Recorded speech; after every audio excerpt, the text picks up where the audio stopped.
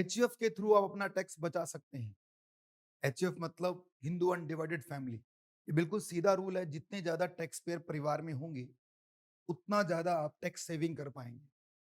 For example, मैं अगर 20 लाख की इनकम कमाता हूँ तो मुझे 20 लाख पे टैक्स देना पड़ेगा। अगर मैं उस 20 लाख की इनकम को दो हिस्सों में बांट दूं तो 10-10 लाख पर टैक्स देना पड़ेगा और स्लैब के हिसाब से टैक्स जीरो हो जाएगा। तो आइए समझते हैं ये एचयूएफ कैसे बनता है और इसके पीछे क्या रूल है। सिंपल लैंग्वेज में, एचयूएफ जब भी किसी पर्सन की शादी हो जाएगी तो उसका एचयूएफ बन जाता है। इसको लीगल रूप देने के लिए आपको एक डीड बनानी पड़ेगी जिसके अंदर आप अपना बिजनेस स्टार्ट कर सकते हैं। एचएफ के अंदर दो लोग होते हैं, एक तो एचएफ के मेंबर्स होते हैं, एक एचएफ के को पार्टनर्स होते हैं। मेंबर्स कौन होंगे? जो बाहर से आया है। जैसे मेरी शादी में मेरी वाइफ दूसरे परिवार से आई है तो मेरी वाइफ एचएफ की मेंबर बनेगी और मैं एचएफ का को पार्टनर हूँ। मेरे परिवार में जो भी जन्मेगा वो एचएफ का को पार्टनर बनता है। इन दोनों में डिफरेंस क्या है? डिफरेंस वैसे कुछ भी नहीं है, दोनों के पास बराबर पावर होती है। बस फर्क इतना है कि सर, को पार्टनर एचएफ का पार्टीशन करवा सकता है पर मेंबर कभी भी एचएफ का पार्टीशन नहीं करवा सकता।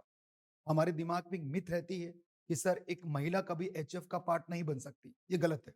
एक महिला जब उसका जन्म होता है तो वो एचएफ की को पार्टनर बनती है और जब उसकी शादी हो जाएगी तो वो दूसरे एचएफ के अंदर मेंबर बन जाएगी।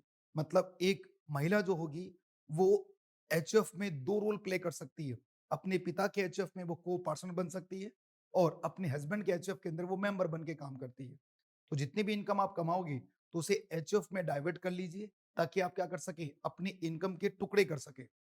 एचएफ के अंदर जो भी बिजनेस आप करेंगे वो एचएफ के नाम से करेंगे। उसके बाद एचएफ का क्या कीजिएगा, आप अकाउंट ओपन करवाएंगे। आप उस अकाउंट के थ्रू अपना एचएफ का बिजनेस स्टार्ट कर सकते हैं।